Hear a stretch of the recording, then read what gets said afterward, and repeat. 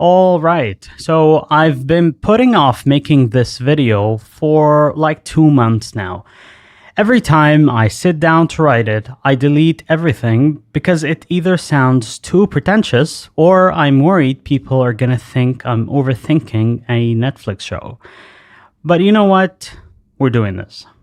Spoiler warning, this is where you decide if you're staying or not. So 2 weeks ago, we were rewatching season 1 to 4, preparing for season 5, and probably should have been doing actual work, but whatever. And I get to that scene in season 2 where Bob gets jumped by the demo dogs. He's at the door, he looks at Joyce with his smile like, holy shit, we actually did it. And then they get him.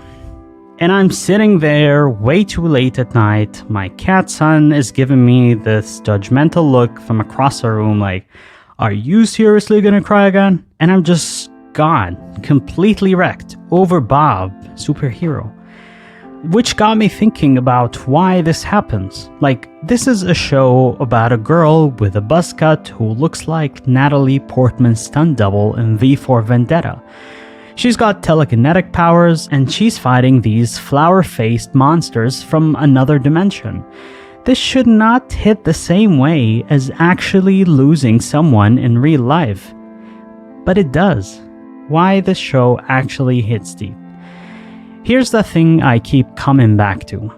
Stranger Things sells itself as a monster show. That's the hook and the trailer, and that's what gets you to click play. But that's just the surface. What the show is really doing, and this took me 4 to 5 seasons to fully get, is it's making all the emotional shit we go through as humans feel like horror. Growing up, losing people, loving people, being afraid you're not enough. That stuff that's already terrifying, they just put a monster face on it so we can actually look at it. And I'm gonna try to explain this without sounding like I just discovered what subtext is last week, but honestly, no promises. I might get pretentious, just call me out in the comments if I do. Chapter 1, when everyone thinks you're losing it. And maybe you are. There's this moment in season 1 where Joyce is at Melville's and she's grabbing every single Christmas light off the shelf, like all of them. And her boss, Donald, is standing there like, what the hell is happening right now? And Joyce just carries on loading the rest of the boxes on the counter. She's having a breakdown at her workplace, and she doesn't even care. Because here's the thing, her son went missing. They found a body, they had a funeral, the police chief Hopper told her it's over.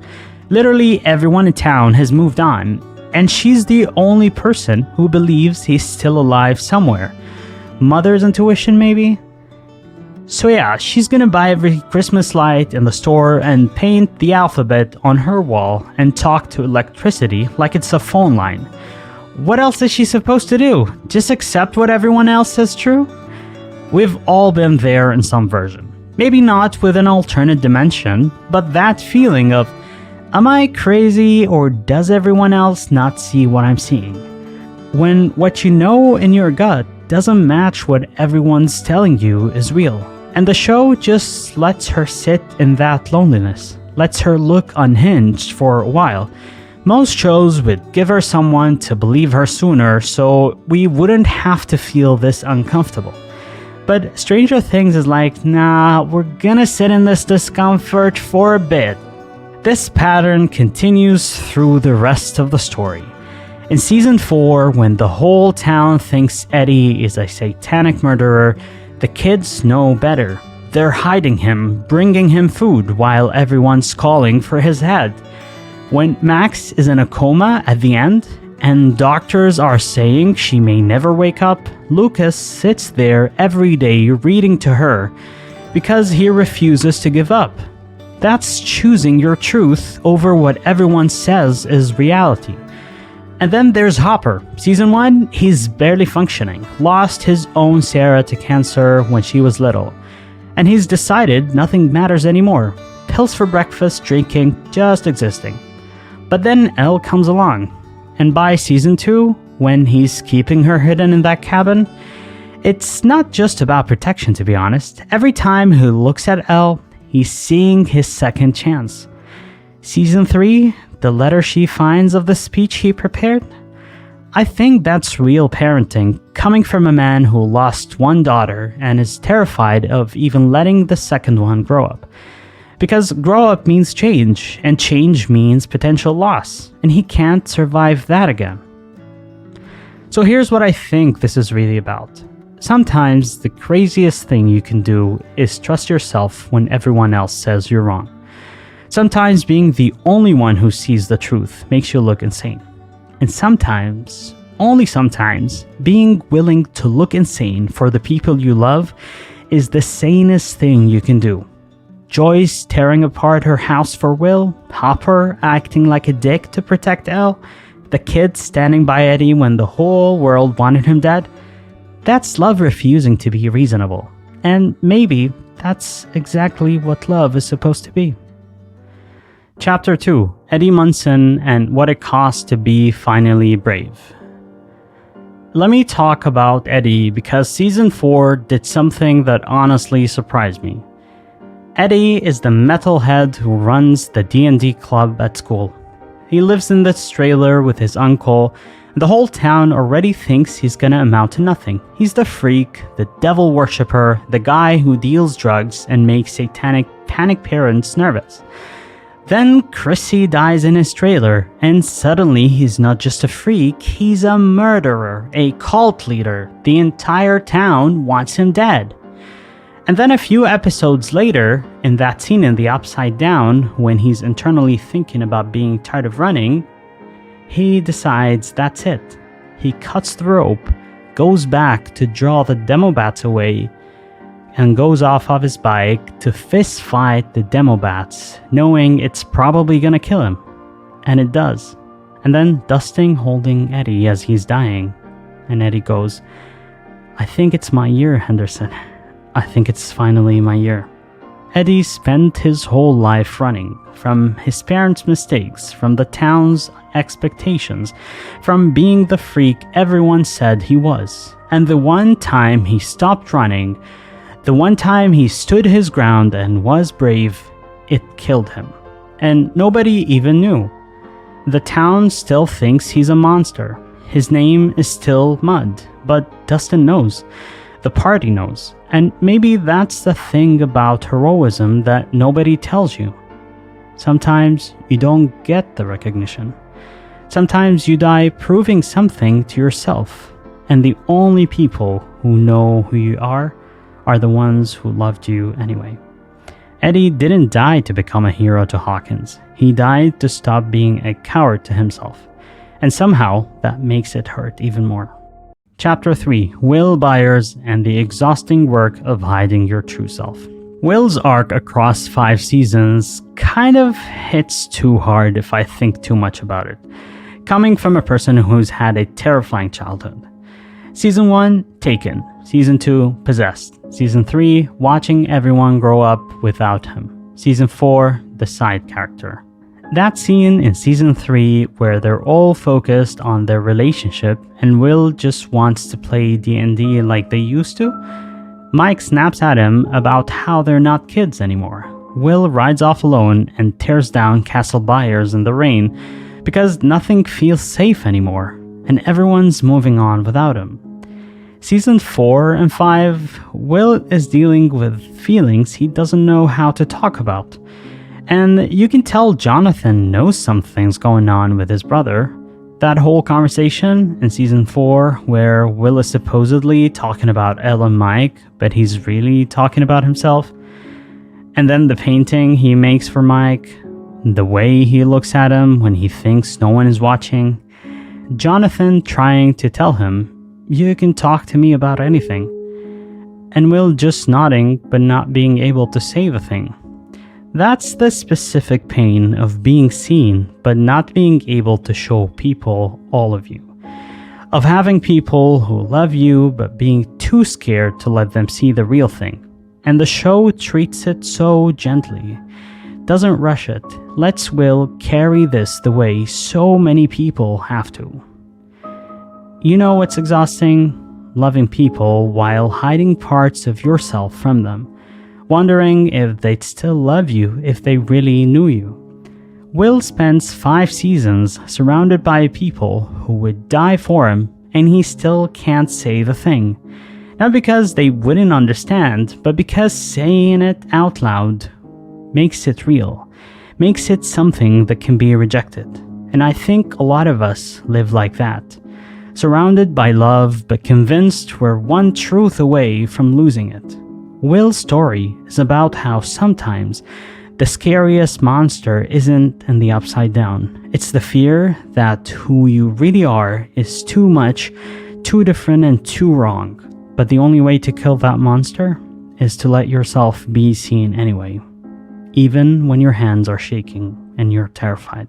Chapter 4. Bob Newby and Why Good People Die Too. Okay, so Bob. Let me tell you about Bob because this is where I completely lose it. Bob is just a good person. That's it. He's not cool. He's not the hero type. He's just genuinely good. Works at Radio Shack, tries to help Joyce and her boys, suggests they move somewhere quiet where things might be normal. He's trying to be a good stepdad to kids who've been through hell. And God, I wish I had someone like him while growing up. In season 2, everything goes sideways at Hawkins' lab. And Bob could leave. Should leave, honestly. This isn't his fight. He hasn't signed up for all of this, and nobody would blame him for running. But he stays, figures out the computer system, resets the breakers, gets them to safety. And that hallway scene, him running from the demo dogs, he's almost there, he's gonna make it. He looks at Joyce and smiles, and then they freaking get him. Just tear him apart while Joyce watches. Here's the thing about Bob that has a soft spot in my heart. He was good. Not complicated good, not good despite his flaws good, just good. And it didn't matter. The universe doesn't care. He died scared in a hallway while trying to save people who weren't even his family yet. And Joyce had to watch, had to stand there and watch him get torn apart. The show is telling us something we don't want to hear. Goodness isn't armor. Kindness isn't protection. And sometimes, and I would argue and say most of the time, terrible things happen to good people, and there's no lesson, no moral, no reason, just loss. Bob loved Joyce and her boys, and it cost him everything. And they didn't even get to say goodbye. God damn it, I'm crying again. That's not fair. And maybe that's why we cry so hard for Bob. Because he reminds us that love doesn't come with guarantees. And being brave for someone doesn't mean you get to stay with them. Sometimes being brave just means you loved them enough to try. Chapter 5, Hopper and Elle, or What It Looks Like to Love After Loss. This relationship is the emotional core of the entire show, and I'll fight anyone who disagrees. Season 1, Hopper's barely alive. Lost Sarah, just going through emotions, waiting to die. Then he finds Elle in the woods and starts caring again. Makes deals with the lab to save her, risks everything. Season 2, he takes her in, and yeah, he's overprotective, keeps her locked up too tight, but watch those scenes of them together, teaching her words, making Egos, watching TV. Every moment with Elle is a moment he didn't get with Sarah. Every time she learns something, every time she laughs, that's his second chance. Their fight hurts because they're both right. He's terrified of losing her. She's terrified of never living. But that letter in season 3, that's real love, coming from a man who lost everything, learning to let someone grow up, even though growth means risk and potential loss. Season 4's reunion, when they finally see each other after he escapes, no words, just holding each other and crying.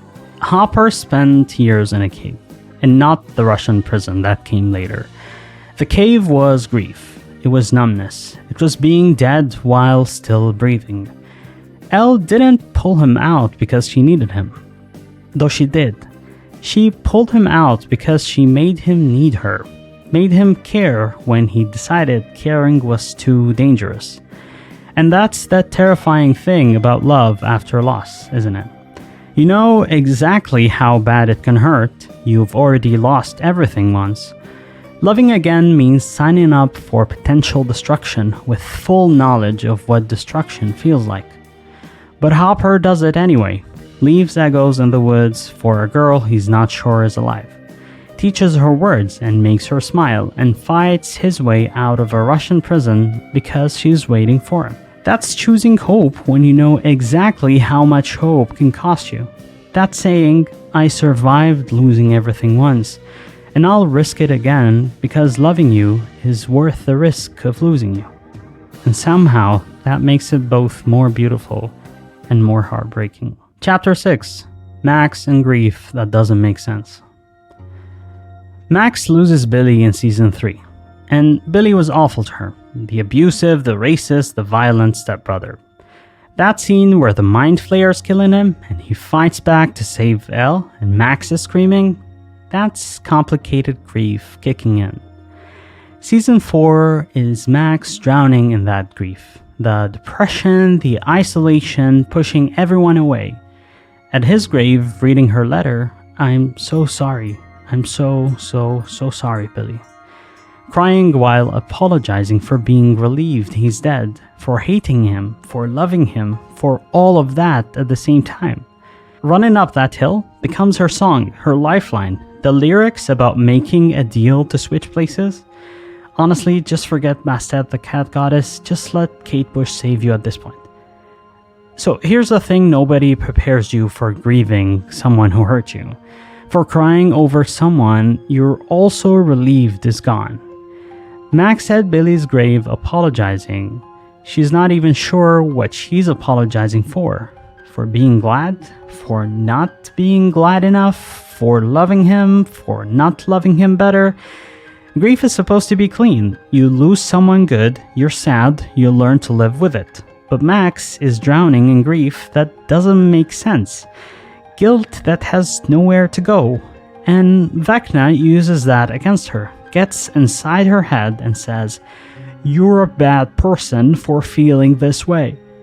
But here's the thing the show understands. Complicated grief doesn't make you bad. It makes you human. You can hate someone and still break when they die. You can be relieved and devastated at the same time. And the only way through isn't to sort out the feelings, isn't to make them make sense. It's to let Lucas sit with you. Let your friends play Kate Bush and pull you back from the edge. Let yourself feel all of it. The relief, the guilt, the anger, the grief. And know that none of it makes you a monster. It just makes you someone who survived something really complicated. Chapter 7. Dustin and the Weight of Making It Out. Dustin is the heart of the show. Always enthusiastic, always solving problems, always making people laugh. But Season 4 breaks him. Eddie becomes his friend, his mentor, his person. And then Eddie dies in his arms.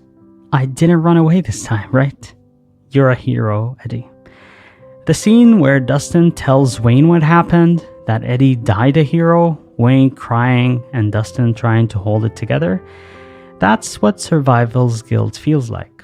Season 5 shows a different Dustin. Still smart, still capable, but there's this sadness underneath everything.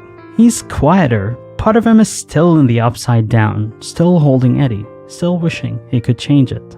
Dustin keeps running it back in his head. What if I'd cut the rope? What if I'd been faster? What if I'd stayed?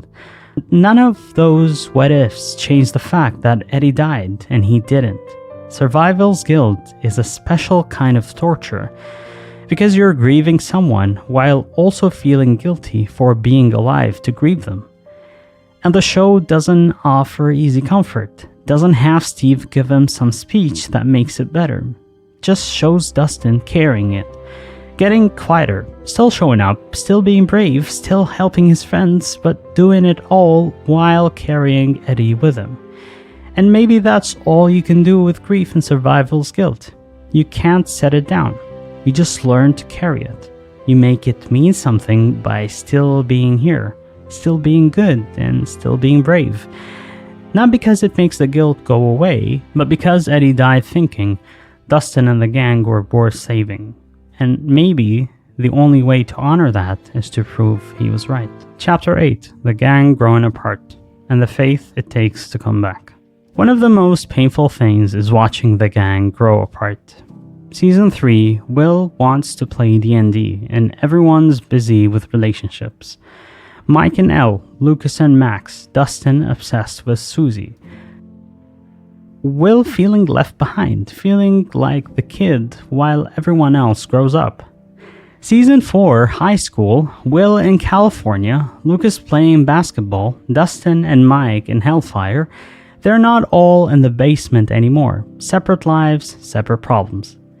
But when it gets real, when Vecna starts killing people, they come back together every time. They grow up, they grow apart, they change, but they always come back. That's what the show is saying about real friendships and relationships. The people who matter find their way back, even when life pulls you in different directions. The gang is forever, even when forever looks different than it used to be. The final season brings them all together for the last fight.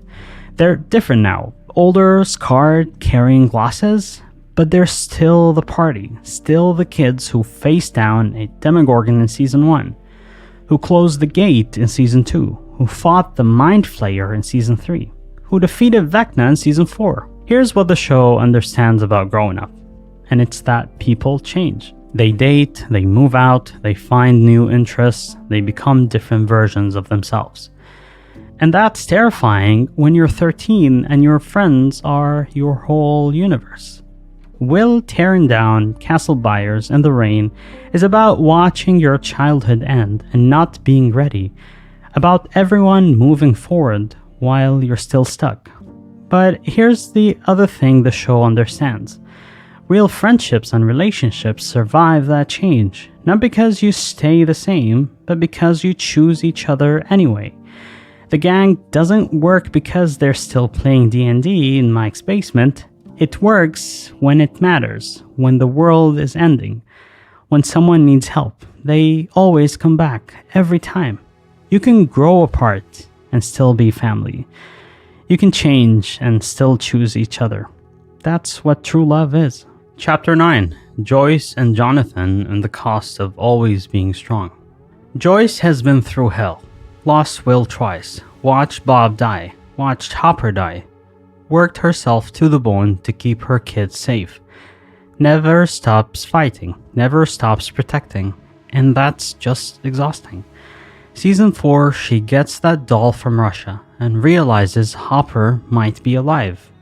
Drops everything, flies to Russia, risks everything, can't give up on him. Same woman who communicated through Christmas lights in Season 1, who refused to accept what everyone said was true, Joyce Byers doesn't give up on people she loves, even when it costs her everything. Jonathan's been carrying weight since childhood, raising Will, caring for Joyce, working after school. By Season 4, he's smoking weed to cope, to take the edge off all that responsibility. Nancy doesn't get why he's different, why he's pulling away, but it's because he's tired. Been the adult since he was a kid, and doesn't know how to stop. There's this thing nobody tells you about being strong.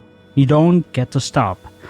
Joyce doesn't get to fall apart because who would take care of Will and Jonathan if she did? Jonathan doesn't get to be a teenager with teenager problems because someone has to make sure there's food and Will gets to school. And that responsibility doesn't come with an end date. Joyce and Jonathan aren't heroes. They're just people who didn't get the option to not be strong. And that's its own kind of breaking. Chapter 10, The Music That Holds Your Grief. Can we talk about the soundtracks? Because whoever made these tracks didn't just write songs for TV. They made emotions you can hear. That track titled Eulogy that plays after Bob's death during glosses throughout the series doesn't sound like a TV soundtrack. I would bet this is how pain and grief sitting in your chest feel like. Running Up That Hill in Season 4 is pure perfect. the desperation of it, the lyrics about deals and switching places. When Max is running from Vecna and that song kicks in, that's the show saying art can literally save you when nothing else will. I've been there, you've been there. The synth score throughout has this 80s quality that's nostalgic but unsettling. Makes you feel like you're in a time that doesn't exist anymore. Which is exactly right, because that's what the show is about. Childhood ending, safety disappearing, time moving whether you're ready or not. When you're drowning, when you're in Vecna's grab, when the darkness is winning. Sometimes a song is the rope that pulls you back. The music in this show doesn't underscore the emotion. It is the emotion. It gives you permission to feel everything. The loss, the hope, the terror, the love. And maybe that's what we need sometimes. Not someone telling us it's okay to feel this much, but music that feels it with us. That sits in the grief with us. That says, yeah, it hurts this bad. And that's real. And you're not alone in it. The music understands, and sometimes that's all we need. Closing. Why we keep choosing to feel this much. 5 seasons of emotional hell. Watching kids fight monsters and lose people and grow up too fast. Crying over Bob and Eddie and Billy and Barbara and Hopper's letter and Max in a coma. Why do we keep watching? Why do we keep coming back? Because the show understands something about being human, about loving people in a world that takes them, about staying soft when the world tries to make you hard, choosing connection when isolation feels safer. Every character faces this choice constantly. Close yourself off to avoid pain, build walls, or stay open and risk destruction. Joyce stays open, keeps loving, keeps fighting, keeps believing even after losing so much. Hopper learns to open up with Elle even after Sarah. Steve discovers real friendship after losing shallow popularity. Dustin keeps caring after Eddie. And hopefully, Max choosing life after everything Vecna took. They all have every reason to give up. Go numb, stop caring, and they don't. That's the real heroism, not fighting monsters, fighting the urge to become one, fighting the urge to let grief and trauma turn you cold and closed. So why do we keep coming back to this show? Why do we let it wreck us over and over? I think it's because somewhere deep down, we know the world is trying to make us harder, trying to teach us that caring too much is weakness, that staying soft is dangerous, that protecting yourself means building walls. And this show comes along and says, no. Actually, the bravest thing you can do is stay open. It shows us Joyce refusing to give up, Hopper learning to love again, kids on bikes fighting for each other, Eddie dying to prove he wasn't a coward. And it reminds us that we're capable of that too, that staying soft in a hard world isn't naive, that loving people when you know you might lose them isn't foolish. It's just human. We keep coming back because we need the reminder that connection is worth the risk, that showing up matters, and that people who believe you when you sound crazy, who stand with you in the dark, who refuse to let you face monsters alone, those people are everything. And maybe we're all just looking for our party. Our people who'll bike through storms for us, who'll play our song when we're drowning, who'll say, I'm here, you're not alone, we're doing this together. That's why we cry over Christmas lights and Eggo waffles and Bob from Radio Shack, because the show is telling us it's okay to care this much. That's love. That love, messy, terrifying, complicated love is the only thing that actually saves us. And in a world that keeps trying to make us cynical, that message is worth holding on to. Anyway, that's what 5 seasons taught me. Let me know what moment has a soft spot in you, what character you carry with you. Thanks for being here through all of this. See you next time.